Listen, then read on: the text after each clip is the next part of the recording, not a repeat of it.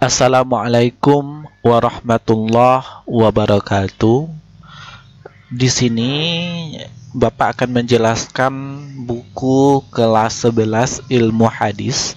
Itu pada bab 2-nya, itu pada halaman 17.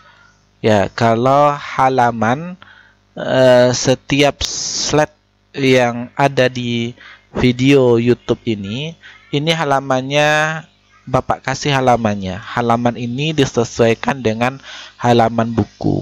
Bisa halamannya di atas di sini, bisa nanti itu di bawah. Ya, itu sebagai petunjuk memudahkan kita mencari yang ada di isi buku. Ya, ini bab 2. Ya, pembahasan tentang bab 2 ini adalah tentang hadis dhaif. Ya, berkenaan dengan tentang hadis dhaif. Hadis dhaif perlu diingat. Dengan mengetahui hadis dhaif, maka bisa mengetahui mana hadis yang harus dihindari dalam membuat hujjah untuk menentukan hukum syar'i. Nah, ini manfaat fungsi pentingnya kita mengetahui hadis dhaif. Untuk apa? Agar kita bisa mengetahui mana hadis yang harus dihindari. Ya, dan dalam membuat hujjah untuk menentukan hukum syar'i. Ya, dalam membuat hujjah ini adalah sebagai sandaran hukum. Ya, dalam hukum syar'i contohnya di dalam hal salat. Di dalam hal salat, di dalam hal puasa, dalam hal ibadah, ya, dalam hal hukum tata cara salat itu kan ya hukum syar'i. Ya, tidak boleh kita menggunakan hadis dhaif. Kenapa? Karena hadis dhaif ini mardud. Ya, bukan berasal dari Nabi. Sudah bisa dipastikan bukan berasal dari Nabi. Sedangkan kalau kita sholat umpamanya, itu kan hukum syar'i, itu harus sesuai dengan yang diajarkan Nabi. Yang dipakai adalah lawan dari hadis dhaif, yaitu hadis hasan dan hadis sahih. Ya, kompetensi dasar menghargai keberadaan dan kehujan hadis berdasarkan kualitasnya, yaitu hadis dhaif, mengamalkan sikap jujur, teliti dan berhati-hati sebagai refleksi dari mempelajari hadis berdasarkan kualitasnya, hadis dhaif.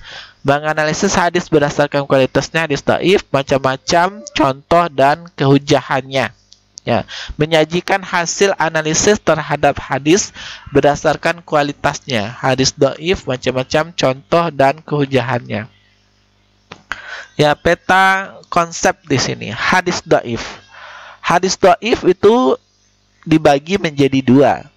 Nah, ada hadis dhaif yang disebabkan putusnya sanad, ada hadis dhaif yang disebabkan faktor selain dari putusnya sanad. Nah, disebabkan faktor yang selain putusnya sanad ini bisa disebabkan nanti oleh cacatnya seorang perawi, maka menyebabkan hadisnya itu menjadi hadis dhaif. Ya, kita lihat di sini hadis dhaif disebabkan putusnya sanad. Ya, contohnya ada hadis mursal, hadis munqati, hadis ada mu'dal, ada mudallas, ada mu'allaq. Kemudian disebabkan faktor selain dari putusnya sanad, ya, atau karena cacatnya seorang perawi, itu hadis dhaif dibagi menjadi hadis muddaif, muttarib, maklub, saz, mungkar, matruk. Kata kunci itu pada halaman 20. Ya, maksud periwayatnya cacat, istilah ta'nun firrawi. Istilah ini semuanya Ananda mesti harus menghafalnya, karena istilah-istilah ini penting agar Anda lebih mudah memahami ilmu hadis dengan mengetahui kata kuncinya. Ya, kalau digunakan kata ta'nun firrawi, kita temukan di dalam buku ilmu hadis ini ta'nun firrawi, maksudnya adalah periwayat yang cacat. Kemudian mukhalifun itu bertentangan. Dhabtu kitab, menjaga dengan menulis isi kitab. menjaga atau memelihara hadis dengan cara menulis isi hadis. Itu maksudnya. Kemudian al-munqati', hadis yang putus sanadnya. Ya, ini al-munqati' bagian dari hadis dhaif. Kemudian at-tadlis, menyembunyikan aib. Ya, saz bertentangan dengan hadis yang lebih kuat. Mari merenungkan. Dalam menggunakan hadis sebagai dalil, ada klasifikasi hadis yang bisa dijadikan hujjah.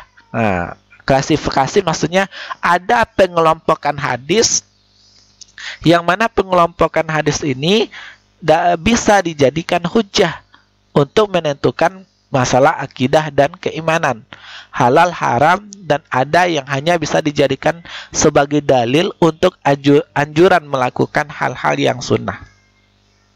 Nah, dalam bab ini disajikan klasifikasi atau penggolongan hadis yang tidak bisa dijadikan hujjah, yang tidak bisa dijadikan sandaran hukum, yang tidak bisa dijadikan sebagai sumber hukum.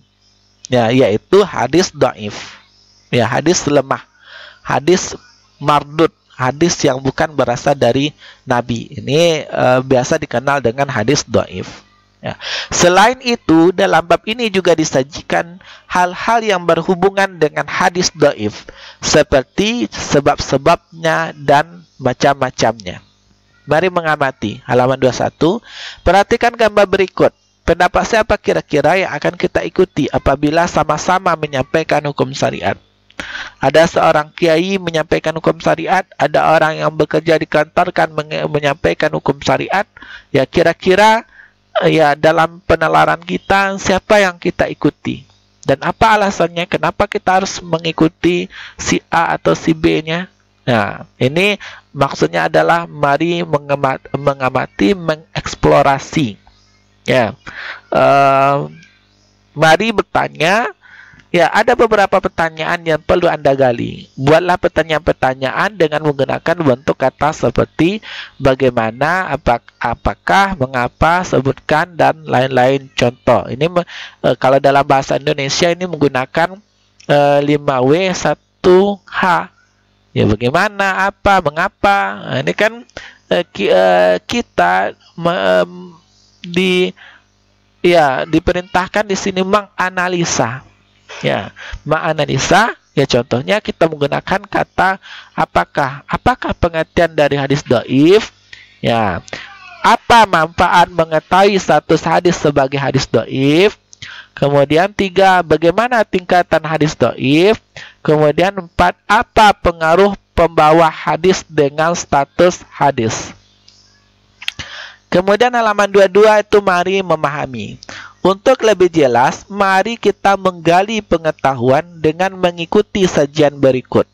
Nah, pengertian hadis dhaif, yaitu pada halaman 22 dilihat bukunya. Secara bahasa, dhaif itu berarti lemah. Nah, lemah ya berarti itu tidak kuat. Lawan dari sahih. Kalau sahih itu benar, kalau hasan itu baik. Ya, ini lemah. Artinya hadis ini bukan berasal dari Nabi, makanya disebut hadis lemah. Sedangkan definisi menurut istilah adalah ya, malam yajma' sifatul hasan bifaqdi syarti min syurutihi. Hadis yang tidak memenuhi ketentuan dari hadis hasan. Nah, artinya di sini hadis dhaif ini bukan merupakan hadis hasan.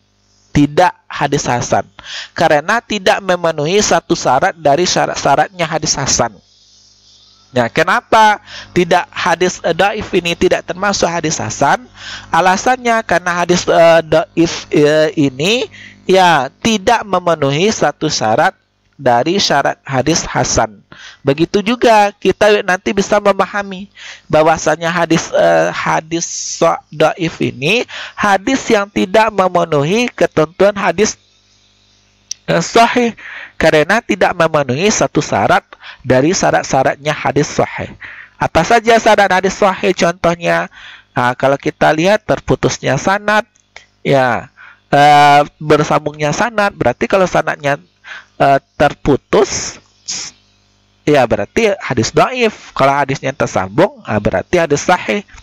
Nah, kemudian perawi itu harus adil. Kalau perawinya tidak adil, berdusta umpamanya, itu ya termasuk hadis dhaif. Kalau perawinya itu jujur, itu termasuk hadis ya sahih. Nah, ini sebagai contohnya. Ya, dengan tidak memenuhi ketentuan syarat dari hadis hasan, berarti juga tidak memenuhi ketentuan syarat hadis sahih. Ya, karena syarat hadis sahih lebih ketat. Nah, hadis sahih ini syaratnya lebih ketat daripada hasan. Perbedaan antara sahih dengan hasan, kalau hadis sahih itu dobitnya sempurna.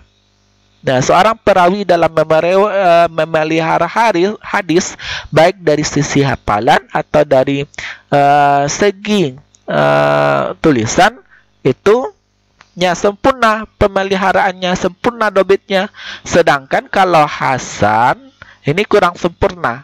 Nah, artinya di sini hadis sahih ini lebih ketat syarat-syaratnya dibandingkan hadis hasan. Artinya apa? Kalau hadis ya pengertian hadis dhaif ini hadis yang tidak memenuhi ketentuan dari hadis hasan, berarti juga hadis dhaif ini hadis yang tidak memenuhi ketentuan hadis sahih.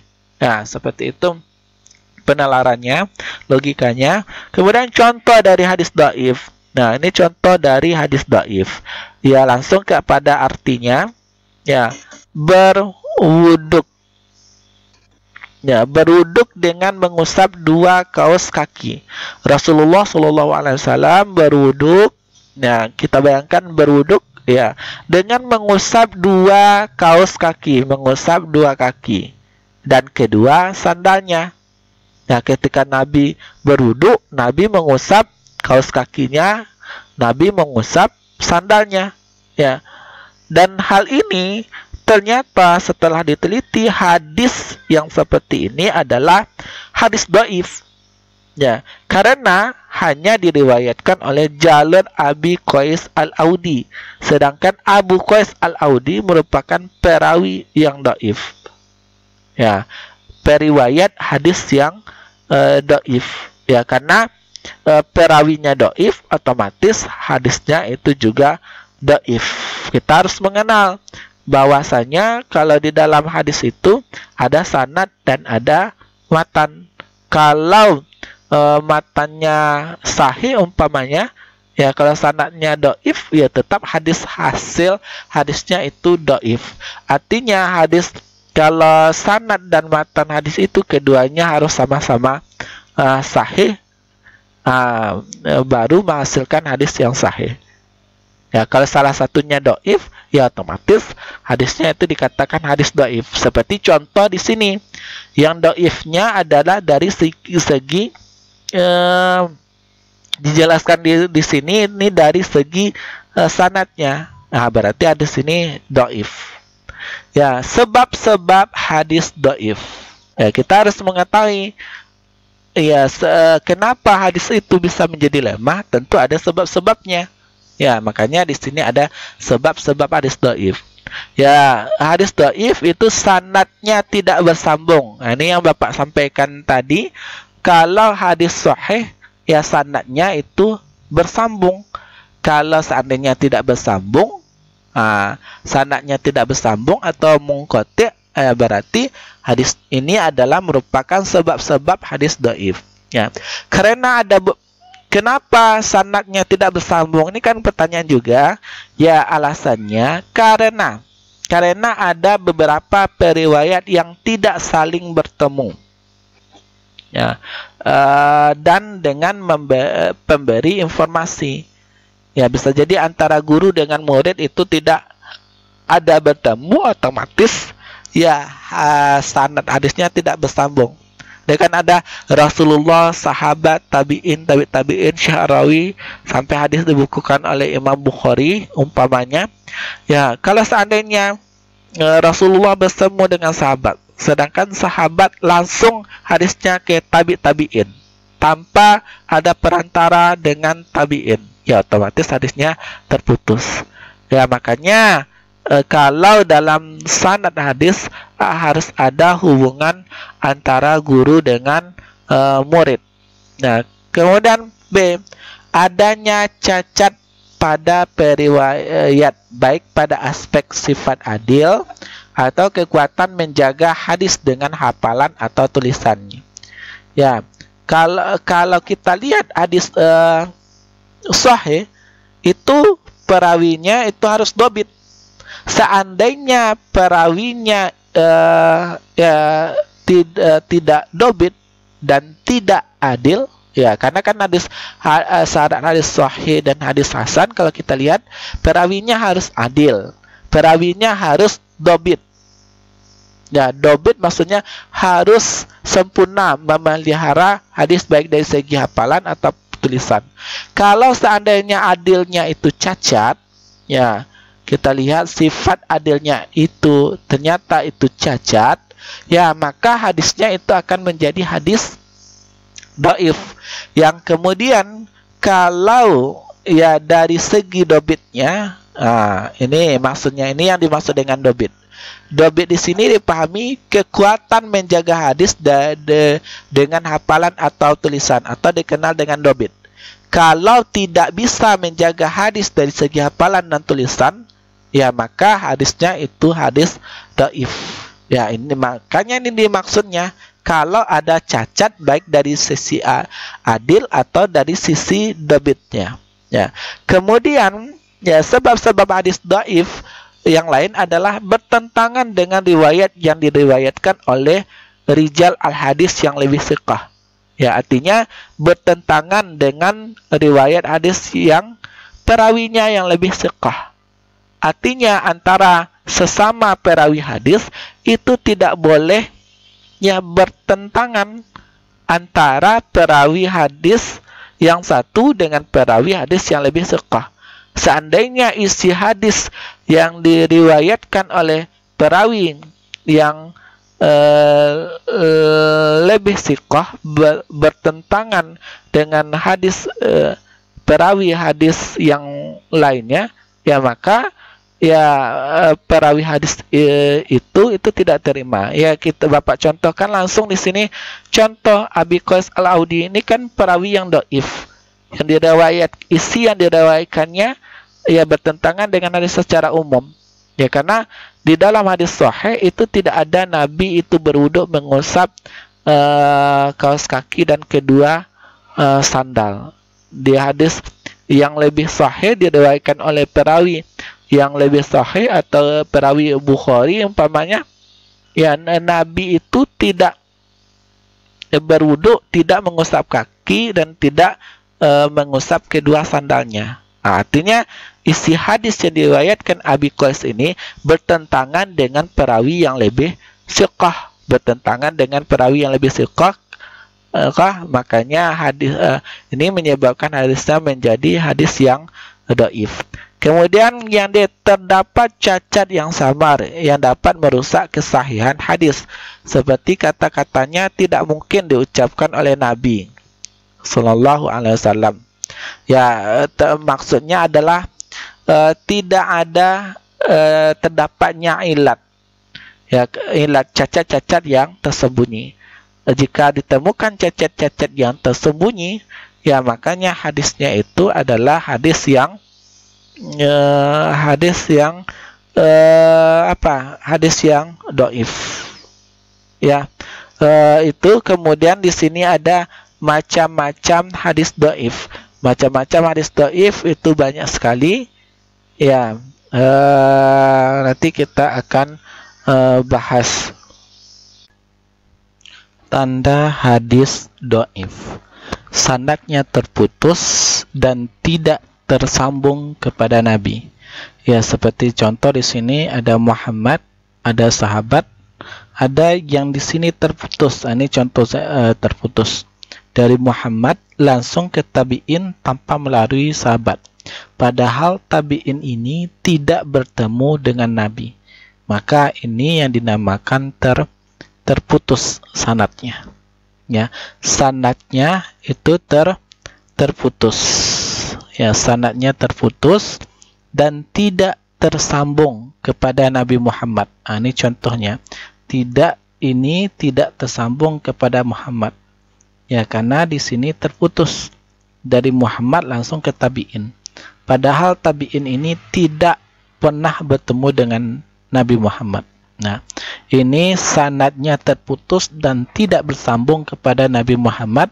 Ini merupakan tanda hadis dhaif. Ya, terputusnya sanad menandakan bahwa jalur periwayatan sebuah hadis tidak bisa dipertanggungjawabkan dan tidak mendapatkan jaminan keasliannya. Nah, kalau terputus seperti ini, ya otomatis secara logika ilmiah ya tidak dijamin keasliannya. Nah, tidak dijamin ini berasal dari Nabi. Kemudian tidak bisa juga dipertanggungjawabkan.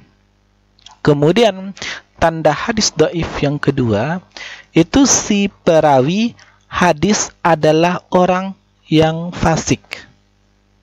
Ya, orang yang fasik. Ini gambaran orang yang fasik, yang rusak agamanya, gampang melakukan hal-hal maksiat, yang mudah melakukan maksiat, dan dilarang dalam syariat. Mudah saja dia, gampang saja, mudah saja bagi dia melakukan hal yang dilarang oleh syariat, serta tidak menjaga harga dirinya dengan baik. Nah, inilah yang dikatakannya tidak adil. Syarat dari hadis sahih itu perawinya hadis adil.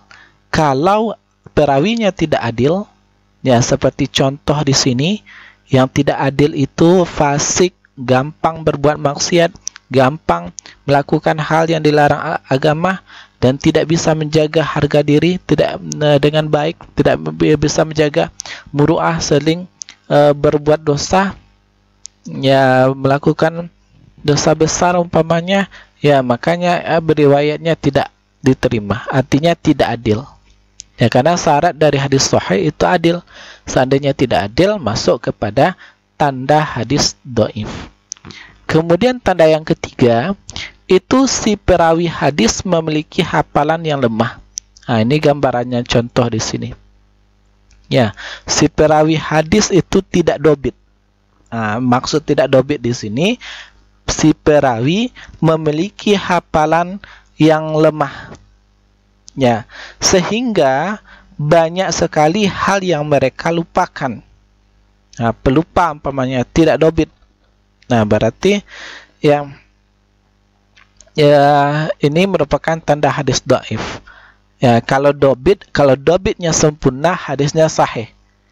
Nah, sedangkan kalau hadis hasan kurang dobit. Kalau tidak dobit atau lemah, ya di sini lemah hafalannya, ya yang parah sekali lemahnya, istilahnya kurang dobit, ya maka sehingga banyak hal mereka lupakan, maka hal ini merupakan tanda hadis dhaif. Seorang perawinya itu tidak dobit, ya berarti itu tanda hadis dhaif. Ya, hafalan yang lemah akan membuat hadis banyak sekali mengalami perubahan. Ya, nanti kalau lupa, ya ada yang dilupakan, ada yang berubah-ubah, kadang hadisnya terpotong-terpotong, terkadang ada yang dilupakan, terkadang meriwayatkannya terbuat balik. Makanya syarat dari hadis dhaif ini, perawinya itu ya harus dobit, harus kuat hafalannya. Kemudian itu syarat yang keempat. Ya, secara konten, secara isi, ini lihat secara isi di sini, secara isi, ya, sebuah hadis yang bertentangan dengan hadis yang lain sahih biasanya adalah hadis dhaif. Ya, sebagai contoh di sini, ini ada contoh yang tadi, Rasulullah berwudu dengan mengusap dua kaus kaki dan kedua sandal. Bertentangan dengan hadis sahih yang lainnya seperti yang diriwayatkan Bukhari, Muslim, bahwa banyak hadis mengatakan bahwasanya Nabi itu berwudu tidak mengusap kaus kaki dan tidak mengusap kedua sandal. Maka hadis ini bertentangan dengan perawi yang lebih kuat. Contoh di sini Abi Qais Al-Audi merupakan perawi yang dhaif. Dia perawi dhaif bertentangan dengan perawi yang lebih kuat. Nah, ini yang dimaksud secara konten, secara konten, sebuah hadis yang bertentangan dengan hadis lain yang sahih biasanya adalah hadis dhaif. Artinya di sini tidak boleh ada sas. Kalau ada sas berarti hadisnya dhaif. Apa sas itu? Seorang perawi tidak boleh merawikan hadis yang mana isi hadis itu bertentangan dengan perawi yang lebih siqah. Makanya syarat dari hadis sahih itu tidak ada sas. Seandainya ada sas, maka ini merupakan tanda hadis dhaif. Kemudian itu yang kelima, ini gambarannya, ini gambar yang seperti ini sebenarnya memudahkan kita untuk mengingat.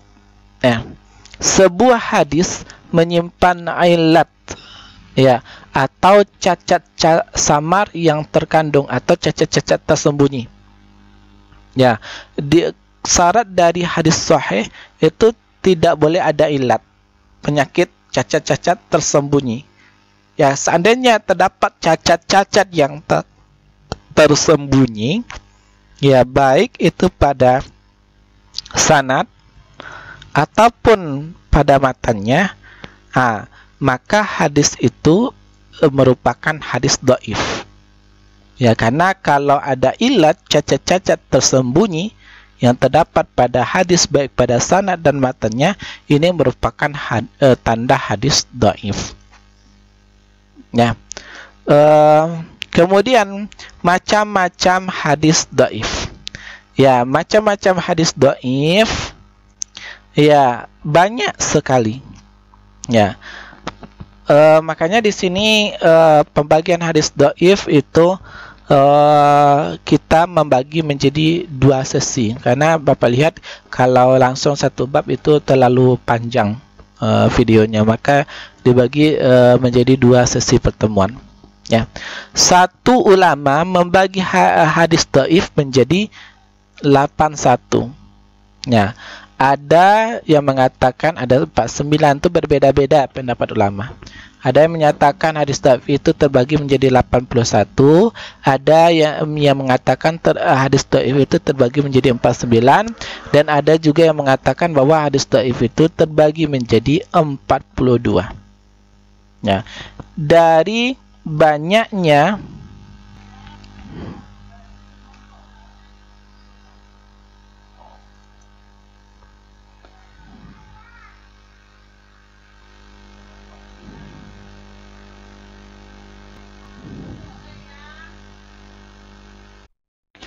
macam-macam hadis dhaif. Macam-macam hadis dhaif itu banyak sekali. Satu ulama membagi hadis dhaif menjadi 81.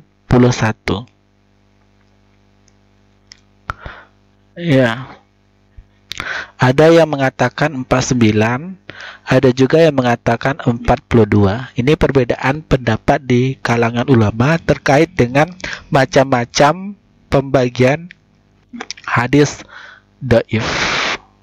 Dari banyaknya pembagian ini, tidak semua memiliki nama.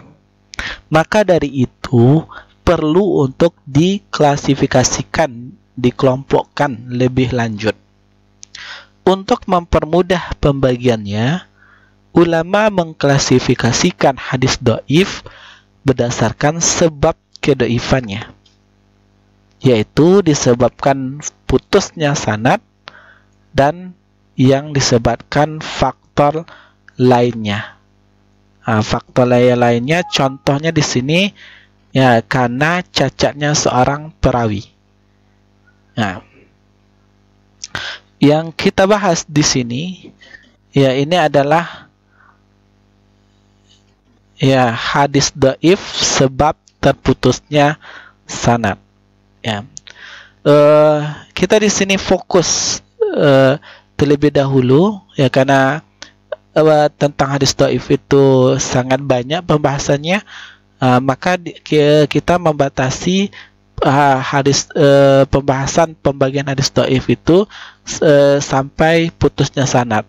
Kalau sesi yang kedua itu karena sebab yang lainnya, karena sangat panjang videonya kalau semua pembahasan hadis dhaif di satu video saja. Makanya Bapak buat itu 2 video, ya. Di sini sebab putusnya sanad. Kita harus fokus di sini putusnya sanad. Yaitu yang pertama itu adalah hadis mursal. Hadis mursal adalah hadis yang disampaikan oleh tabi'in, ya, tabi'in, baik berupa ucapan, mau perbuatan maupun ketetapan yang disandarkan kepada Rasulullah tanpa menyebutkan sahabat yang meriwayatkannya. Ya, contohnya di sini. Nah, ini contoh dari hadis, ya, ini contoh dari hadis mursal ini. Yang ini Muhammad, ini sahabat, yang ini Bapak maksudkan. Ya, yang ini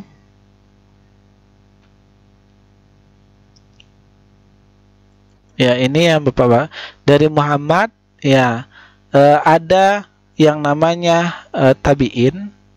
Tabi'in ini menyadarkan hadis kepada Rasulullah. Ya, padahal ya tabi'in ini tidak bertemu dengan Nabi Muhammad. Ya, Nabi Muhammad tidak bertemu dengan tabi'in. Nah, kalau dilihat di sini sebenarnya ada sahabat, tetapi tidak ada yang menyambungkannya antara Muhammad dengan tabi'in. Seharusnya ada sahabat, ternyata tidak ada. Maka hadisnya hadis mursal, terputus di tingkat sahabat. Ya, ini yang dimaksud, ya, disandarkan kepada Rasulullah tanpa menyebutkan sahabat yang meriwayatkan kepadanya. Pendapat ulama tentang hujan hadis mursalnya tabi'in. Pendapat pertama, diperbolehkan membuat hujah dengan semua hadis mursal. Ya, diperbolehkan. Ini adalah perbedaan-perbedaan pendapat.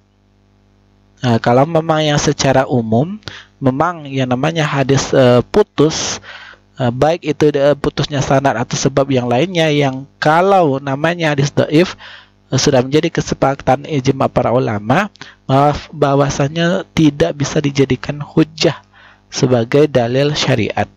Ya, tetapi kalau kita lihat di sini, ini ada perbedaan pendapat ulama tentang ada hadis mursal tabi'in. Ya, pendapat pertama, diperbolehkan hujjah dengan semua hadis mursal. Ini merupakan pendapat Imam Abu Hanifah, Imam Malik, dan Imam Ahmad. Menurut satu keterangan, diperbolehkan membuat hujjah dengan semua hadis mursal.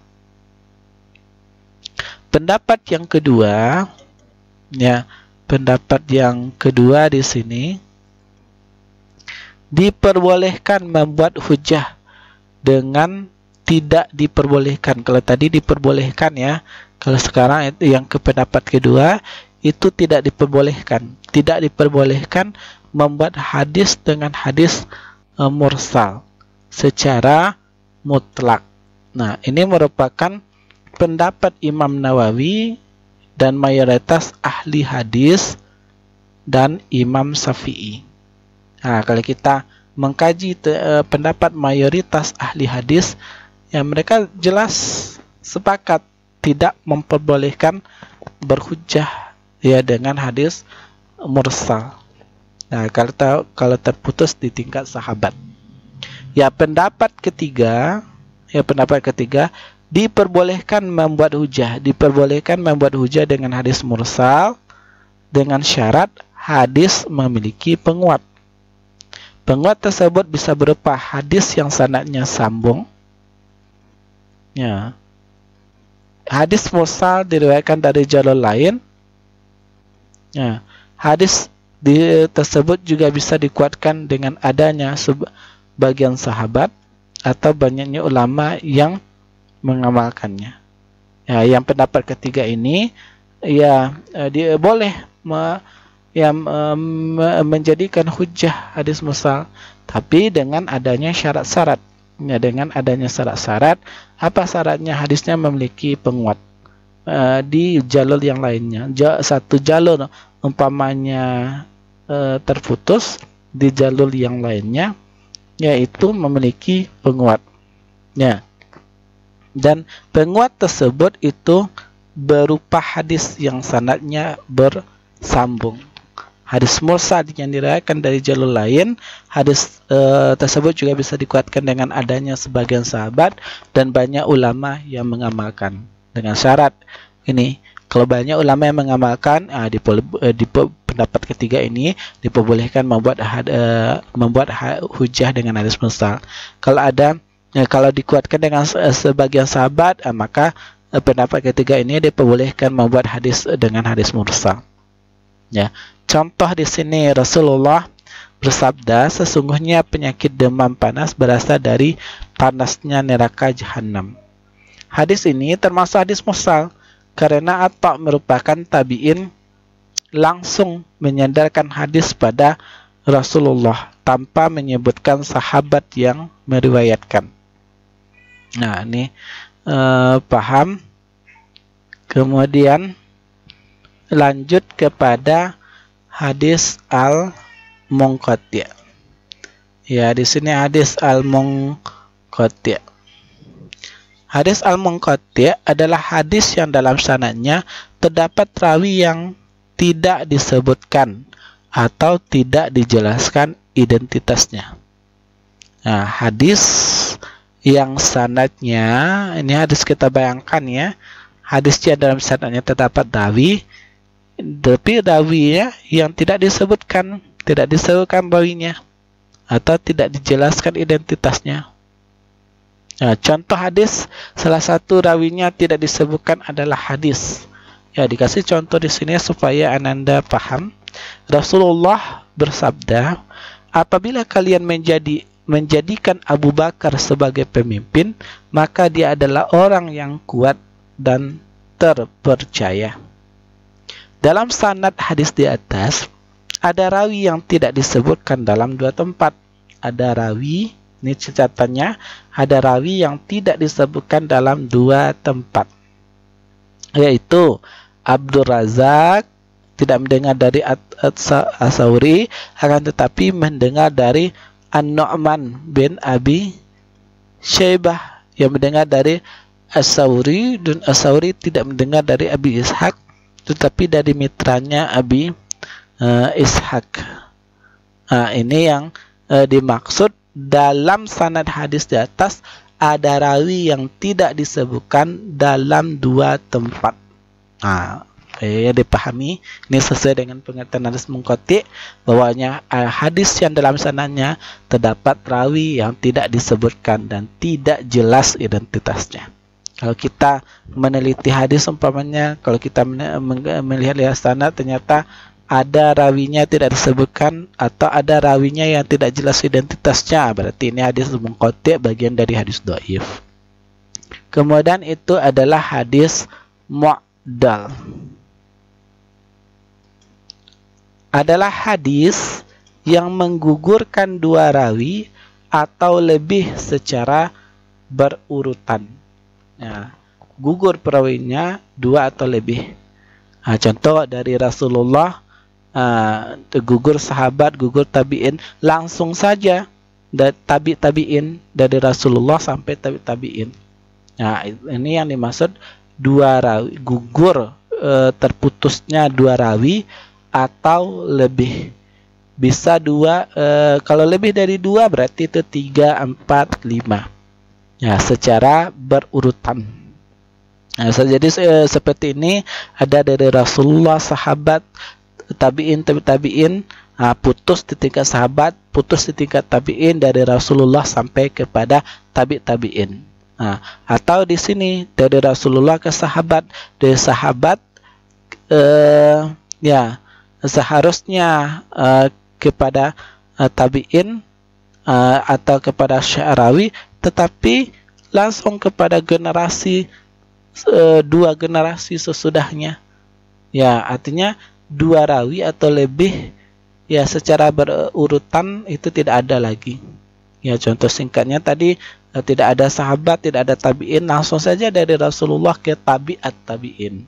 Ya, contohnya. Nah, ini sebagai contoh di sini, tabi'in langsung menyandarkan hadis pada Rasulullah. Tabi'in, ini yang Bapak maksud tadi. Tabi'in langsung kepada Rasulullah.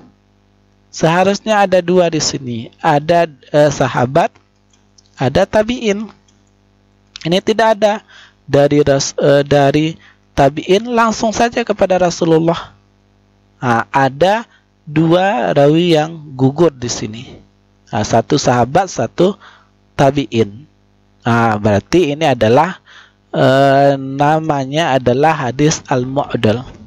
Ya, termasuk hadis mu'dal adalah hadis yang diriwayatkan oleh ulama fikih dengan langsung mengatakan seperti ini, kalau Rasulullah Shallallahu Alaihi Wasallam kaza wa kaza. Kalau ulama fikih mengatakan ya terputus sanad, berarti di sini adalah Rasulullah bersabda demikian. Ya, Pak, ulama fikih ya, seperti Asy-Syafi'i, ulama-ulama fikih lah yang ulama fikih dan lain sebagainya. Seandainya kalau mereka mengatakan Rasulullah berkata seperti ini, tidak disebutkan sanad-sanadnya, ya, gugur dua rawi atau lebih secara berurutan, maka hadis yang diriwayatkannya otomatis itu hadis namanya hadis mu'dal. Kemudian mudallas. Ya, di sini mudallas, arti tadlis adalah menyembunyikan aib. Nah, ini kita pahami arti secara bahasa terlebih dahulu, yaitu menyembunyikan aib. Tadlis terbagi menjadi dua, yaitu tadlis pada sanad dan tadlis pada guru. Nah, kita lihat di sini, tadlis pada sanad adalah ya rawi memberikan pemahaman kalau dia mendengar langsung dan meriwayatkan dari orang yang hidup sezaman, padahal dia belum pernah berjumpa atau pernah berjumpa akan tetapi tidak mendengar langsung darinya. Ya, supaya lebih paham, contoh di sini meriwayatkan dengan kata saya mendengarnya, sami'tu, padahal dia tidak pernah mendengar langsung. Nah, ini Bapak ulangi, tadris pada sanad adalah rawi memberi pemahaman kalau dia mendengar langsung dari gurunya. Umpamanya seorang murid, murid itu menyatakan bahwa dia mendengar langsung dari gurunya, atau mendengar meriwayatkan dari orang yang hidup sezamannya, padahal faktanya dia belum pernah berjumpa dengan guru si A, si B, tapi mengaku-ngaku saja dia pernah berguru kepada si A, berguru kepada si B, padahal kenyataannya, faktanya dia tidak pernah berguru kepada si A, si B, hanya mengaku-ngaku saja. Hal yang seperti ini dikatakan tadlis ya pada sanad. Nah, padahal dia belum pernah berjumpa dengan guru A tersebut atau guru B tersebut, atau pernah berjumpa akan tetapi atau bisa jadi dia pernah berjumpa akan tetapi tidak mendengar langsung darinya. Memang ada pernah berjumpa tapi tidak mendengar langsung daripadanya. Ya, tadlis asyuyuh. Ada tadlis pada guru, atau dikenal juga dengan istilah lainnya tadlis asyuyuh. Rawi menamakan gurunya dengan nama julukan yang tidak dikenal. Ya, rawi menamakan gurunya dengan nama julukan yang tidak dikenal. Nah, contohnya ungkapan Abi Daud Al-Mukri, saya mendengar dari Abdullah bin Abi Abdullah dengan menghendaki Abdullah bin Abu Daud As-Sajistani. Abi Daud tidak dikenal dengan sebutan Abdullah. Nah, sebagai contoh di sini tadlis as-suyukh. Ada seorang murid yang mengaku mendengar dari Abdullah bin Abi Abdullah. Yang dimaksud di situ adalah Abdullah bin Abu Daud As-Sajistani. Padahal kalau Abi Daud itu tidak dikenal dengan Abi Abdullah. Inilah yang dikatakan tadlis pada guru atau tadlis suyukh. Kemudian hal yang kelima itu adalah hadis mu'allaq. Ya, hadis mu'allaq kita harus mengenal karena pokok pembahasan kita adalah hadis yang terputus sanadnya. Nah, mu'allaq secara bahasa adalah isim maf'ul yang berarti terikat atau tergantung. Sanad seperti ini disebut mu'allaq karena hanya terikat dan tersambung pada bagian atas saja, sementara bagian bawahnya terputus, sehingga menjadi seperti sesuatu yang tergantung pada atap dan semacamnya. Hadis mu'allaq menurut istilah adalah hadis yang gugur perawinya, baik seorang, gugur seorangnya baik seorang atau baik dua orang, baik semuanya pada awal sanad, secara berurutan. Di antara bentuknya adalah bila semua sanad digugurkan dan dihapus. Kemudian dikatakan Rasulullah SAW begini, atau dengan menggugurkan semua sanad kecuali seorang sahabat atau seorang sahabat dan tabi'in. Nah, hadis mu'allaq adalah hadis yang mardud, hadis yang ditolak. Kenapa hadis mardud hadis ditolak? Karena gugur dan hilangnya salah satu syarat diterimanya suatu hadis, yaitu bersambungnya sanad. Karena hadis mu'allaq di sini gugur dan hilangnya salah satu syarat diterimanya suatu hadis, karena tidak bersambung sanadnya, maka hadis mu'allaq ini jelas ini adalah hadis mardud atau hadis dhaif, hadis yang ditolak. Dengan cara menggugurkan seorang atau lebih dari sanadnya tanpa dapat diketahui keadaannya. Menggugurkan seorang rawi atau lebih dari sanadnya tanpa dapat diketahui keadaannya. Seperti dari Rasulullah, sahabat, tabi'in, tabi'in, atau digugurkan dua atau digugurkan lebih. Makanya ini dikatakan sebagai hadis mu'allaq. Bapak ulangi lagi, yang namanya hadis mu'allaq menurut istilah hadis yang gugur perawinya baik seorang atau baik dua orang, baik semuanya pada awal sanad secara berurutan. Penekanannya di sini perbedaan dengan hadis lain ini terletak pada awal sanad secara berurutan, baik seseorang atau dua orang, yang menyebabkan gugurnya perawinya sehingga hadisnya di sini tidak bersambung. Kalau tidak bersambung, otomatis ini termasuk bagian hadis dhaif karena terputusnya sanad. Itu saja dari Bapak. Kalau ada kesalahan dan janggal, Bapak mohon maaf, dan Bapak sudahi dengan wabillahi taufiq wal hidayah. Wassalamualaikum warahmatullahi wabarakatuh.